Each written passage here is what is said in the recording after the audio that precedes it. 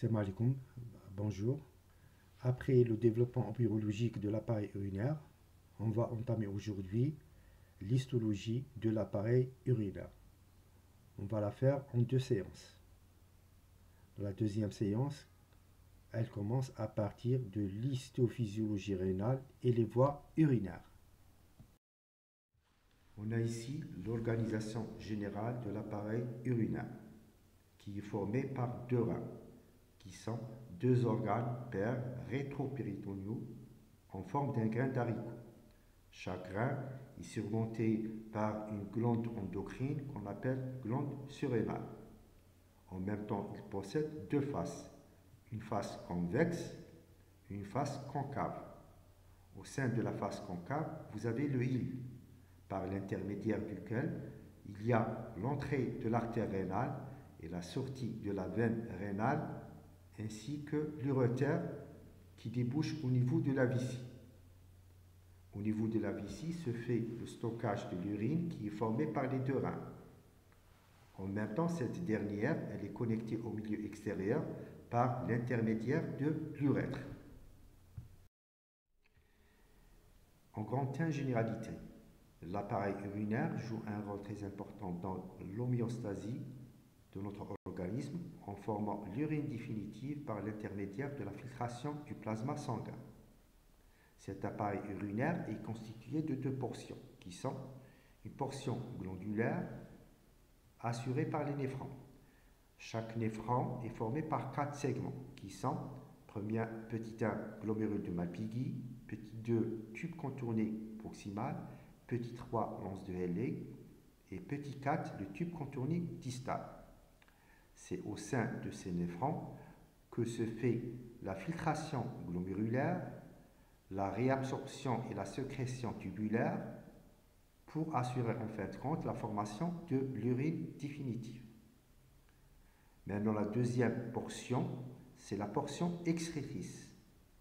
Elle est assurée par des voies intra- et extra-rénales qui permet l'évacuation de l'urine dans la vessie. L'origine embryologique de cette portion excrétrice, c'est le bourgeon urétral. Grand 2, constitution générale. Chaque rein possède une capsule et à l'intérieur, le parenchyme rénal est organisé en deux régions de coloration et de topographie différentes. Une médulaire centrale rénale qui apparaît claire est disposée en deux portions. Des grandes pyramides qu'on appelle les pyramides de Malpighi et des petites pyramides qu'on appelle les pyramides de Ferrin. Après la région médulaire, on va passer à la région corticale. Elle apparaît foncée, d'allure dentelée, de topographie superficielle. Elle comprend le labyrinthe rénal, qui est situé en dehors et entre les pyramides de Ferrin, les colonnes de Bertin, c'est la partie de la corticale qui sépare les pyramides de Malpighi, et en fin de compte, le cortex corticis, c'est la partie de la corticale sous-capsulaire. On a ici une coupe schématique du rein.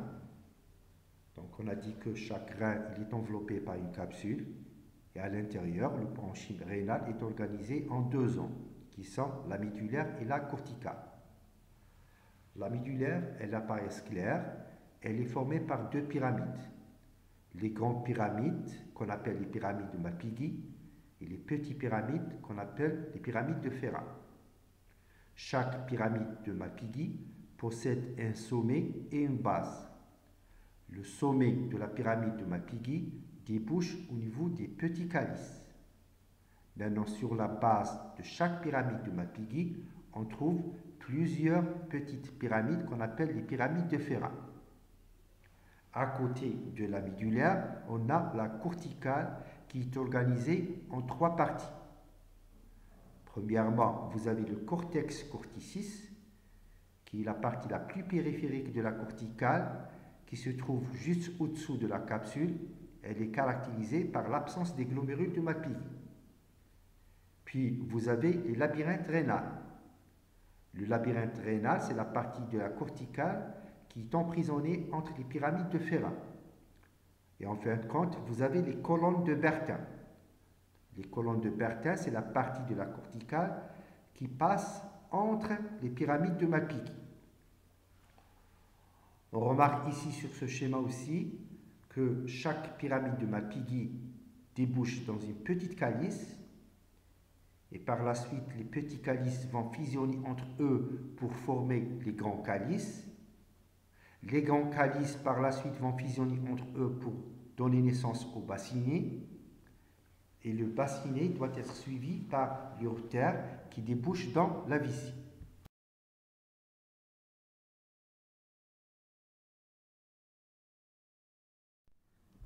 La vascularisation du rein. Le rein est vascularisé par l'artère et la veine rénale. L'artère rénale pénètre par l'intermédiaire du hile rénal, puis elle va donner deux branches antérieures et postérieures. De ces branches se détachent des artères interlobaires qui pénètrent dans les colonnes de Bertin, entre les pyramides de Malpighi. Arrivées au niveau de la base des pyramides de Malpighi, ces artères interlobaires vont donner des artères arquées ou bien artères arciformes. De ces artères arciformes se détachent d'autres artères ascendantes entre les pyramides de Férin qu'on appelle des artères interlobulaires. Ces artères interlobulaires vont irriguer toute la partie périphérique de la corticale. Le retour veineux est calqué sur celui de la voie artérielle. On a des veines étoilées qu'on appelle des veines étoilées de Verienne qui se trouvent dans le cortex corticis sous-capsulaire, qui vont déboucher dans des veines interlobulaires, et à leur tour, les veines interlobulaires vont déboucher dans des veines arciformes. Les veines arciformes vont déboucher dans des veines interlobaires, et à leur tour, les veines interlobaires vont déboucher dans la veine rénale. On a ici un schéma au fort grossissement montrant la vascularisation rénale de la corticale et de la médulaire. On va commencer par la corticale. On a dit à partir de l'artère rénale se détachent des artères interlobaires qui vont pénétrer dans les colonnes de Bertin qui séparent les pyramides de Malpighi. Arrivées au niveau de la base de la pyramide de Malpighi, ces artères interlobaires vont donner des artères arquées ou bien arciformes. De ces artères arquées ou bien arciformes vont se détacher des artères interlobulaires. Ils pénètrent d'une façon ascendante dans le parenchyme rénal. De ces artères interlobulaires se détachent d'autres artérioles de petit calibre qui vont pénétrer dans les glomérules de Malpighi, qui apparaissent verts. Maintenant, le retour veineux est calqué sur celui de la voie artérielle. On a des veines étoilées qui se trouvent dans le cortex corticis sous-capsulaire qui vont collecter le sang veineux. Ils vont déboucher dans des veines interlobulaires qui se trouvent entre les pyramides de Férin.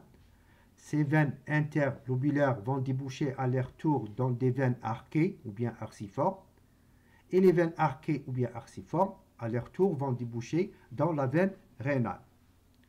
Maintenant, pour la vascularisation de la médulaire, elle est assurée par des artères qui se détachent soit de l'artériole afférente, soit directement de l'artère arquée.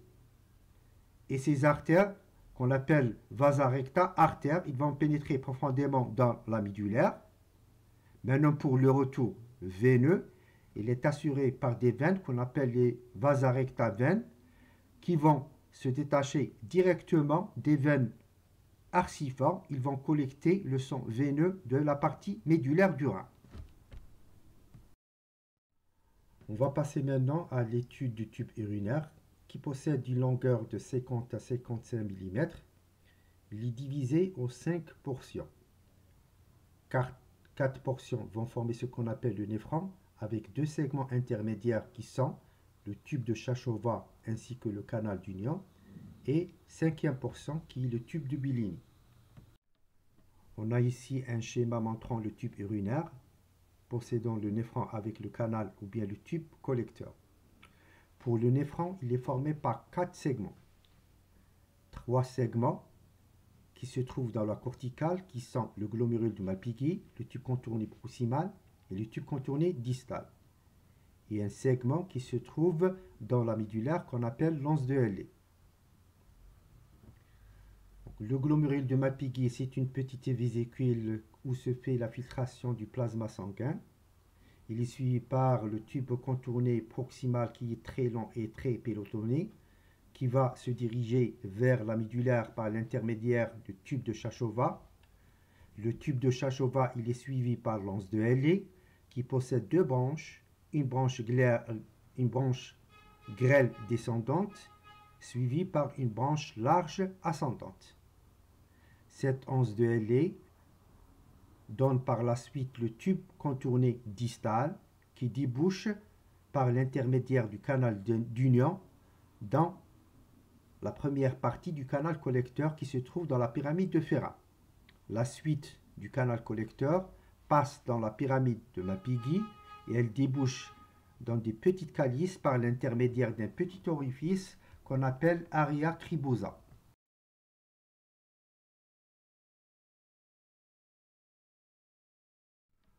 On va passer à l'étude du néphron en commençant par le glomérule de Malpighi, qui est une vésicule sphérique avec un diamètre de 170 à 200 micromètres et comprend 2 parties, qui sont la capsule de Bowman et le peloton vasculaire. Pour la capsule de Bowman, elle est faite de 2 feuilles. Un feuille externe pariétal avec un épithélium pavimenteux simple, un deuxième feuille interne qu'on appelle le feuille viscéral, formé par des cellules spéciales qu'on appelle les podocytes, avec des longs prolongements cytoplasmiques qu'on appelle des processus majeurs et des processus mineurs. À côté de la capsule de Bowman, on a le peloton vasculaire. Il est formé par une artériole afférente glomérulaire avec un diamètre de 50 micromètres qui va aborder le glomérule par son pôle vasculaire. En pénétrant, elle va donner 5 à 6 rameaux, par la suite des capillaires sanguins qui vont se réunir pour donner une deuxième artériole qu'on appelle artériole efférente glomérulaire qui quitte le glomérule. On a ici un schéma d'un glomérule de Malpighi qui est formé, on a dit, par une capsule de Bowman avec un peloton vasculaire. La capsule de Bowman, elle est faite de 2 feuilles. Un feuille externe pariétal formé par un épithélium pavimenteux simple qui va s'incurver au niveau du pôle vasculaire pour donner un deuxième feuille interne viscéral formé par des cellules spéciales qu'on appelle les podocytes. Entre les 2 feuilles de la capsule de Bowman se trouve une chambre glomérulaire où se fait la formation de l'urine primitif. Pour le deuxième élément retrouvé au niveau du glomérule de Malpighi, c'est le peloton vasculaire, qui est formé par l'intermédiaire d'une artériole afférente qui pénètre le glomérule par son pôle vasculaire, où elle va donner par la suite des capillaires fénétrés qui vont se réunir par la suite pour donner une artériole efférente qui va sortir du glomérule. Et nota bene, entre les capillaires sanguins se trouvent des cellules spéciales qu'on appelle les cellules mésangiales. Et nota bene, ce glomérule de Malpighi possède 2 pôles, un pôle supérieur qu'on appelle le pôle vasculaire, où vous avez la pénétration de l'artériole afférente et en même temps la sortie de l'artériole efférente. Et vous avez un deuxième pôle inférieur qu'on appelle le pôle urinaire, où commence le tube contourné proximal.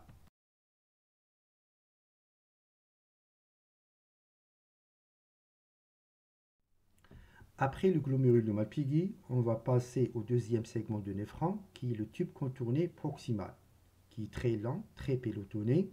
Il est formé par 5 à 6 cellules de forme pyramidale, possédant un noyau globuleux, généralement se trouve au niveau du 1/3 inférieur de la cellule.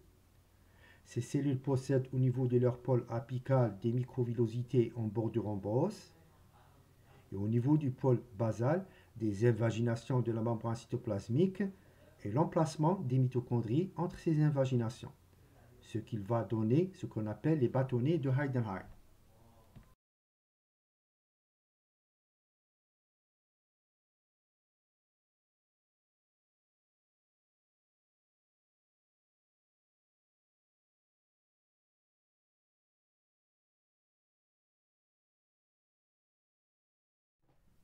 Après le tube contourné proximal, on va passer au troisième segment de néphron qui lance le LA, sous forme d'un U, possédant deux branches.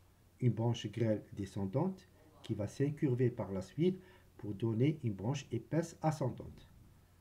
La branche grêle avec un diamètre de 12 à 15 micromètres est formée par des cellules endothéliformes. La branche épaisse, elle fait suite à la branche grêle. Elle a un diamètre environ de 30 à 40 micromètres. Après l'once de LA, on va passer au dernier segment de néphron qui est le tube contourné distal. Il est moins lent, moins large. Il est pauvre en organites cellulaires. Il est caractérisé par l'absence de bordure en bosse, l'existence de quelques microvillosités au niveau du pôle apical. Le pôle basal il est moins développé. On a un appareil de Golgi plus développé que celui du tube contourné proximal. Et on a mis en évidence l'existence des cadres de fermeture. C'est des moyens de jonction.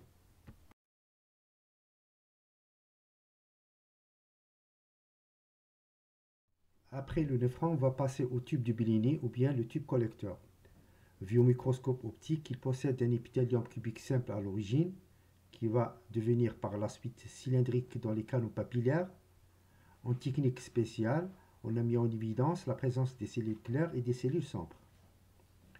Vu cette fois-ci au microscope électronique, on a deux types de cellules, les cellules claires qui possèdent moins d'organites cellulaires et des cellules sombres qui sont très riches en organites cellulaires. On voit ici une coupe schématique du canal collecteur qui est formée par deux types de cellules. Les cellules claires les plus abondantes qui sont pauvres en organites cellulaires et les cellules sombres ou bien intercalaires les moins nombreuses qui sont très riches en organites cellulaires. Ce canal collecteur il est très sensible à une hormone sécrétée par la neurohypophyse qu'on appelle ADH, hormone antidiurétique, qui sert à la rétention de l'eau et de sodium en cas de besoin de notre organisme.